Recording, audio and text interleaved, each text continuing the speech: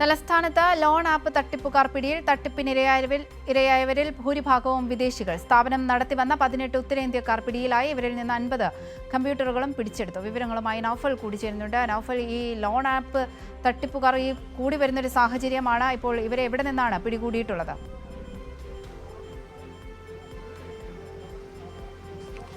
അവന്തിക, നാം ദൃശ്യങ്ങളിൽ കാണുന്ന സ്ഥലത്ത് തന്നെയാണ്, അതായത് തിരുവനന്തപുരം ശ്രീകാര്യത്ത് പോങ്ങുമൂടിനടുത്താണ് ഈ പറയുന്ന സംഭവത്തിനിടയായ സ്ഥലം. അതായത് വ്യാജമായി പ്രവർത്തിക്കുകയായിരുന്ന ഒരു സ്ഥലത്താണ് ഒരു വലിയ തട്ടിപ്പിന് ഉത്തരേന്ത്യൻ സംഘം നേതൃത്വം നൽകിയത്. അതായത് മുൻകാലങ്ങളിലേക്ക് നമുക്കറിയാം, കേരള മലയാളികളെ പറ്റിക്കുന്ന വിദേശ സംഘങ്ങളെ ഒരുപാട് നാം കണ്ടിട്ടുണ്ട്, വാർത്തയിലൂടെയും മറ്റും ശ്രദ്ധ നേടിയിട്ടുണ്ട്. എന്നാൽ അതേ രീതിയിലുള്ള ഒരു ലോബി തലസ്ഥാനം കേന്ദ്രീകരിച്ച് ഇവിടെ പ്രവർത്തിക്കുന്നു.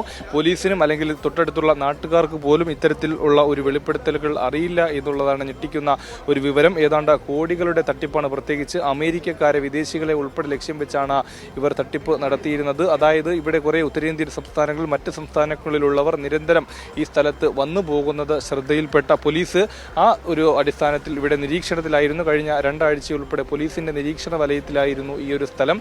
അത്തരത്തിൽ ഓപ്പറേഷൻ തൂഫാന്റെ കൂടി ഭാഗമായി ലഹരി മാഫിയ അല്ലെങ്കിൽ അങ്ങനെ ഒരു സംഘമാണോ എന്ന പരിശോധനയുടെ ഭാഗമായാണ് ഇത്തരത്തിലുള്ളൊരു വലിയ തട്ടിപ്പ് പുറത്തു വരുന്നത്. ഇത്തരത്തിൽ ഗുജറാത്ത് കേന്ദ്രീകരിച്ച് അല്ലെങ്കിൽ ഗുജറാത്തിലെ അഹമ്മദാബാദ് സ്വദേശിയായിട്ടുള്ള ഒരാൾ മുഖ്യ കണ്ണിയായിട്ടുള്ള ഒരു സംഘമാണ്.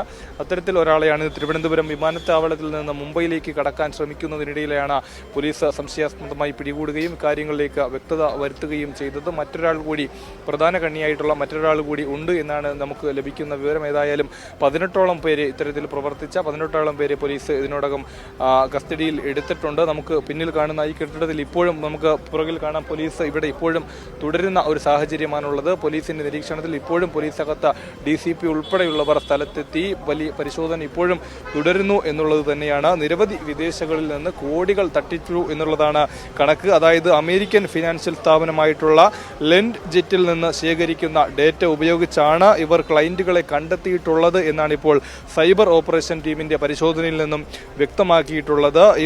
അതിൽ ഒരാളെ, പ്രവർത്തിച്ച ഒരാളെ കോൾ സെന്ററിൽ എത്തിച്ചിട്ടുണ്ട്. എയർപോർട്ടിൽ നിന്ന് കസ്റ്റഡിയിലെടുത്ത് നേരത്തെ പറഞ്ഞതുപോലെ തന്നെ മുംബൈയിലേക്ക് കടക്കാൻ ശ്രമിക്കുന്നതിനിടെയാണ് ഒരാളെ പെട്ടെന്ന് തന്നെ ഇതിന്റെ മുഖ്യ കണ്ണിയായിട്ടുള്ള ഒരാളെ പോലീസ് പിടികൂടുന്നത്. കപിൽ എന്നയാൾ ആണ് ഈ സ്ഥാപനത്തിൽ ഡ്രൈവറായിട്ട് ജോലി ചെയ്യുന്ന. കപിൽ എന്നയാളെയാണ് ഈ പറയുന്ന കെട്ടിടത്തിലേക്ക് പോലീസ് അല്പസമയം മുമ്പ് വീണ്ടും ഇങ്ങോട്ടേക്ക് എത്തിച്ചത്. അയാൾ ഉൾപ്പെടെയുള്ളവരെ പോലീസ് ഇതിനകത്ത് ചോദ്യം ചെയ്തു വരികയാണ്. നേരത്തെ പറഞ്ഞതുപോലെ ഇവിടെയുള്ള ഒരാൾക്കും യാതൊരുവിധ സംശയവും അല്ലെങ്കിൽ ഇങ്ങനെ ഒരു ലോബി ഇവിടെ പ്രവർത്തിക്കുന്നു എന്നതിൻ്റെ കാര്യം ഇവിടെയുള്ള ആർക്കും തന്നെ അറിയില്ലായിരുന്നു. ഇന്ന് നമുക്ക് മനസ്സിലാക്കുന്നത്, ഇന്ന് പോലീസ് ഇത് മനസ്സിലാക്കിയതിൻ്റെ അടിസ്ഥാനത്തിൽ ഇന്ന് രാവിലെ മുതൽ വ്യാപകമായ തിരച്ചിലും പരിശോധനയും ഇവിടെ പോലീസിന്റെ ഭാഗത്തു നിന്ന് ഉണ്ടായിട്ടുണ്ട്. അത്തരത്തിലാണ് ഇത്തരത്തിലുള്ളൊരു വലിയ ക്രമക്കേട് അല്ലെങ്കിൽ വലിയ സാമ്പത്തിക തട്ടിപ്പ്, നേരത്തെ പറഞ്ഞതുപോലെ വിദേശ രാജ്യങ്ങൾ അല്ലെങ്കിൽ വിദേശികൾ നമ്മൾ മലയാളികളെ കൊടുക്കുന്നത് പോലെ തിരുവനന്തപുരം, പ്രത്യേകിച്ച് കേരളത്തിൽ തലസ്ഥാനം കേന്ദ്രീകരിച്ച് വിദേശത്തുള്ളവരെ, പ്രത്യേകിച്ച് അമേരിക്കക്കാരെ ഉൾപ്പെടെ ഇത്തരത്തിൽ തട്ടിപ്പിന് ഇരയാക്കുന്ന ഒരു സംഭവം ഉണ്ടാകുന്നത്.